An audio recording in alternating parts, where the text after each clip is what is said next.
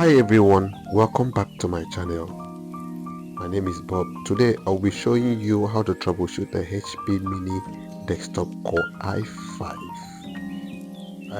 A client actually brought this to me, someone brought it, and then it was actually showing some error. So before then, as a procedure, we need to do the cleaning and the maintenance. So as we were opening the stuff, that's the RAM, then opening it, trying to see and then open the system, and it's full of dust everywhere. I don't know where they kept it, and everywhere was like, Jesus, what on here? Okay, what's happening? So we started cleaning. And the purpose of this video was like, okay, let's do the cleaning. And we cleaned off my mini brush, and then clean it. I actually wouldn't lay hold on my blue one at that point, but I was really want to shoot out the video. So at this point, we have to remove every part. Okay, removing the upper, the front casing, and then you see the amount of dust that was inside. We actually removed it, and then you see what happened. We cleaned that, we brush it off. Actually brushed everywhere. The whole thing was choked up with the, as you now see, as my test monitor. After brushing it off. Remove the front fan. Everything was full. Maybe kept it today.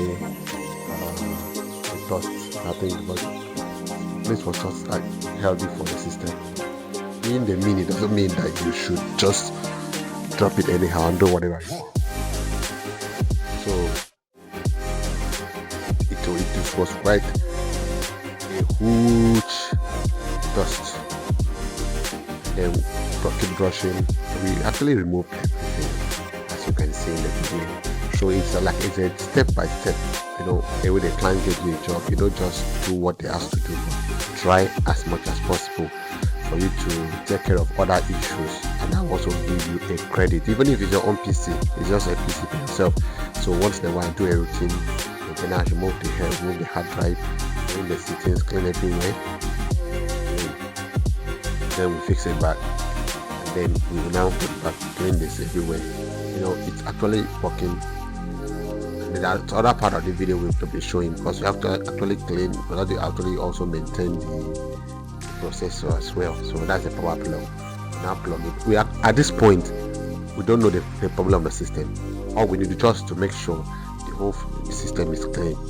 Then we now try to put it on, then power it on from, because it was difficult for me to put it down. I have to push my hand in, and then use a small screw to press the front, and then boom, the whole system started coming up. You will see, and it's soon display on the screen. Now look at what it's showing you. Then at this point, we know that the one fault has been detected. Now the main fault that's here showing this is the CMOS battery is not good. So you can boycott the CMOS battery by pressing F1. So we have to press F1. And most of this point, it's quite most of the system will start giving you, keep pressing F1 continuously.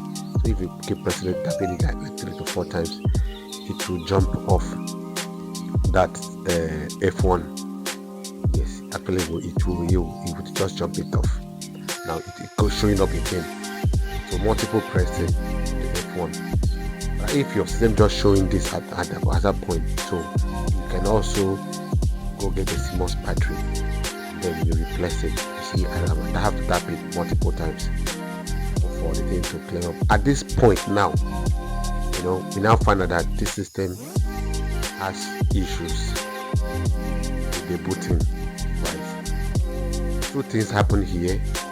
Either the system has been turned off, forcefully turned off, or the lights came in and went off on its own multiple times. That has corrupt the booting device. So I will say it again. 2 things happen here. Either people, that your children or your someone force it off multiple times. You look at it here. So it automatically need to repair the system.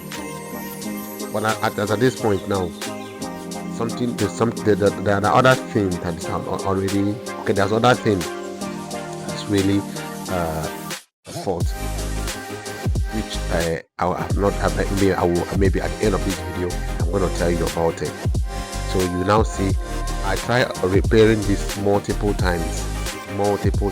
You know, it came up and then it keeps showing the same thing. You see showing F1 because when you restart showing the F1. Now you now see the fan. Okay, because I have removed the fan from the front desk. It's still now detecting that the front of the front fan that is fanning and is taking the cooling, taking the heat from the processor is not installed. So that's not an issue for now because I'm not using it for a long time. So you can just press F1 to go off. Started showing the same thing. So I have to actually repeat this process for quite a long time. Keep repeating the process, and it keeps showing me the same thing. Boom. Last part of it, I had to take the system out.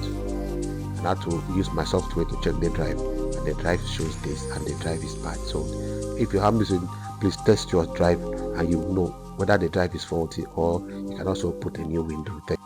If this video has been useful to you and you've learned something, please hit the like button and don't forget to subscribe. Thank you for watching. And I also want to hear your feedback in the comment section. Drop whatever you feel, and the next step, maybe in the next video, I will show you the final step and how we have to do the system. Thank you.